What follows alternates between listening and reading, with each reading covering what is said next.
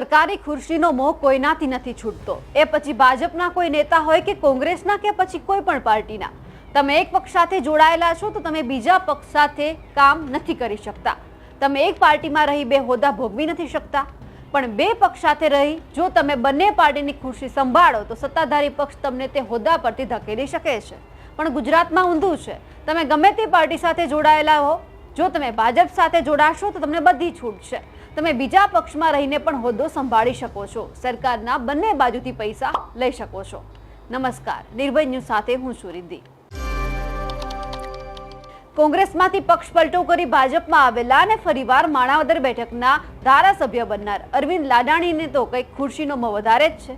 કોંગ્રેસમાંથી પણ હોદ્દો ભોગવી રહ્યા છે અને ભાજપમાંથી પણ, કારણ કે જૂનાગઢ જિલ્લા પંચાયતના મટિયાણા બેઠકના કોંગ્રેસના મેન્ડેટ પર અરવિંદ લાડાણી ચૂંટણી લડ્યા હતા અને તે વિજેતા પણ બન્યા હતા, પરંતુ ત્યારબાદ તેમણે કોંગ્રેસની માણાવદર બેઠક પરથી રાજીનામું આપી ભાજપનો ખેસ ધારણ કરી અને કેસરિયા કરી લીધા।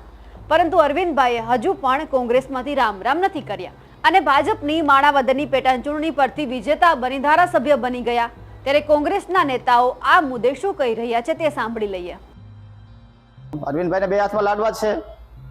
જિલ્લા પંચાયતના સભ્ય તરીકે કોંગ્રેસમાં ચૂંટાયેલા છે અને ચાલુ છે, આવી જ રીતે ભાજપમાં ધારાસભ્ય તરીકે ચૂંટાયેલા છે। એટલે કોંગ્રેસના છે ને ભાજપના છે। અમે માન લો કે પક્ષમાંથી પાર્ટીએ સસ્પેન્ડ કરી નાખ્યા છે, ખરેખર માન લો કે એને ખરેખર રાજીનામું આપી દેવું જોઈએ, જિલ્લા પંચાયત રાજીનામું આપી દેવું જોઈએ ને, એ એક નૈતિકતા છે। પણ એને પોતાને બે હાથમાં લાડવા રાખવા છે, બધીએ બેસવું છે, એટલે આ ખરેખર પ્રજાનો દ્રોહ કર્યો કહેવાય। હા, મારા જિલ્લા પંચાયતના 20 જિલ્લા પંચાયતના સભ્યો, એમાં મટિયાણા માણાવદર વિસ્તારના મટિયાણા સીટ ઉપરથી જિલ્લા પંચાયતના સભ્ય તરીકે અરવિંદભાઈ લાડાણી અત્યારે ફરજ ઉપર છે। હાલ ધારાસભ્ય પણ છે, પણ સ્વાભાવિક છે કે જિલ્લા પંચાયતના સભ્ય હોય અને ધારાસભ્યની ચૂંટણી લડીને ધારાસભ્ય થાય તો બંને પદ ઉપર એ પોતે રહી શકે છે, એવું ભૂતકાળમાં પણ થયું છે।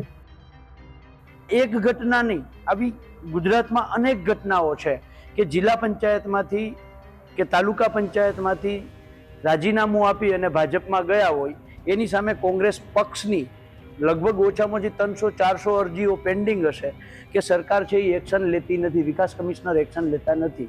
એની સામે ભાજપમાંથી કોંગ્રેસમાં આવ્યા હોય તો 3 જ મહિનાની અંદર એનો નિર્ણય આવી જાય છે અને ત્યાંથી સસ્પેન્ડ કરવાનો, નવી ચૂંટણી કરવાનો હુકમ પણ થઈ જાય છે। એટલે ક્યાંક ને ક્યાંક સરકારની જે નીતિ રીતિ છે। અરવિંદભાઈ પોતે લાડાણી એટલે એમને તો બે હાથમાં લાડવા જોઈએ છે। અરવિંદ લાડાણીને સ્વેચ્છાએ રાજીનામું આપી દેવું જોઈએ જિલ્લા પંચાયતના સદસ્ય પદ પરથી, પણ લાડાણી સાહેબને તો બંને પક્ષ તરફથી લાડ લડવા છે। અહીંયા બધામાં ભાજપ કેમ ચૂપ છે તે સૌથી મોટો સવાલ છે। જો તમે ભાજપમાંથી કોંગ્રેસમાં જાઓ તો 3 જ મહિનામાં ભાજપ તમારું બધું જ સગે વગે કરી દેશે, પણ જો કોંગ્રેસમાંથી ભાજપમાં જાઓ તો કેમ ભાજપ કંઈ નથી કરતી, કેમ ચલાવે છે? તમે સત્તાધારી પાર્ટી છો એટલે તમારે ગુજરાતમાં સત્તા મજબૂત કરવી છે। આખા ગુજરાતમાં ભાજપ સિવાય કશું જ જોવું નથી એટલે તમે ગમે તે ચલાવો છો। કેમ હજુ અરવિંદ લાડાણી ઉપર કોઈ એક્શન નથી લેવાયું? ભાજપની આ વિચારસરણી અને કામગીરી પર તમારું શું કહેવું છે? અમને કમેન્ટ કરીને ચોક્કસથી જણાવજો। સાથે જ નિર્ભય ન્યૂઝને લાઇક, શેર અને સબસ્ક્રાઇબ કરવાનું ભૂલશો નહીં। નમસ્કાર।